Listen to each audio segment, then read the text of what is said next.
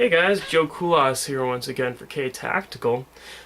This is kind of a smaller review about Swiss type grips. Now, right off the back, I'm going to state I did not do 100% research on this product, but I'm selling this, the last one that I have, so I just figured I'd kind of shoot this out there.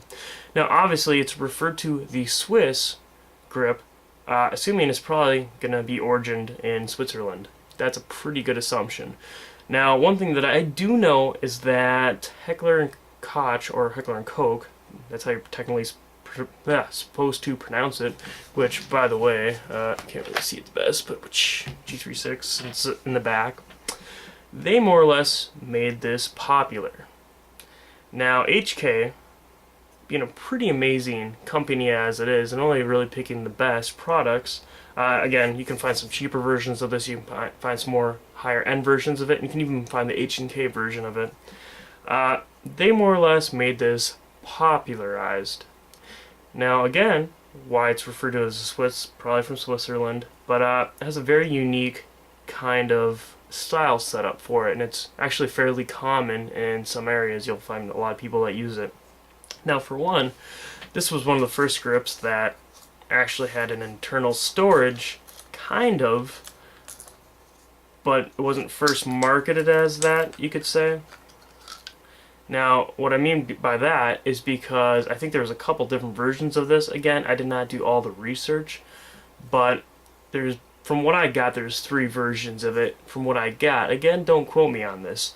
As you can see up top here, you could mount it via just through that to the rails, like you would see on a lot of standard vertical front grips.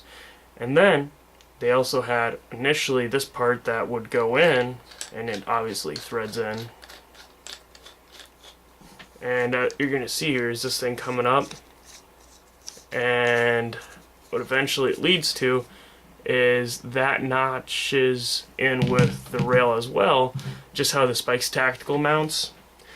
And so you had kind of like a double mounting, and part of the reason why I think it also got very familiar for rail systems, because of, you know, how it mounts. And then as well, the third version, so you have 1 mounting, 2 mountings, and then the third version was just mounts right here, and then it had like a hollow inside, which this was just be a little end cap, and then you could store some stuff in there.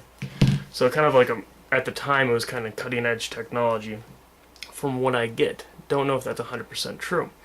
Now, the cool thing about it as well, it got really popular with the MP5K series, from, again, what I kind of did some brief research in there, just because of how it fits in your hand. You know, from how it's kind of slimmer right here, and it goes down, it kind of extends, you know, and then it has the gripping right here. It just has a very nice feel to it. And that's the thing, Swiss grips, as they don't look super awesome, they fit to the hand just very, very nice. I'm not gonna lie, the Spikes Tactical one, kind of a little bit of the same design for how it, you know, it's a little bit skinnier right here, and then it gradually gets a little bit bigger. It has kind of the same design as the Swiss for that, and obviously a little bit different for mounting and whatnot, a little bit different for looks. They have different setup, but kind of the same concept for the exterior design. So overall, the Swiss grip is a great option to go for. As well, for anyone that's interested in one, I know that this is the main one that you find now. Not many of them actually have that interior compartment. But here's the thing. You'll end up seeing that like Knight's Armament, or that's how you pronounce it, but Knights, they have their own, HK has their own. A lot of companies have their own Swiss type of grip. And the thing is, they're great, but on eBay, again, this is kind of a warning, if you see those cheapo ones for $10, $5, I would kind of suggest staying away from them, because they're made of very cheap plastic. So hopefully that helps anybody out that's looking at Swiss grips. And as well, again, this is a standard one for how they mount. You have the double mounting, and as well, most of them don't come with a mounting procedure right there with a bolt and a nut.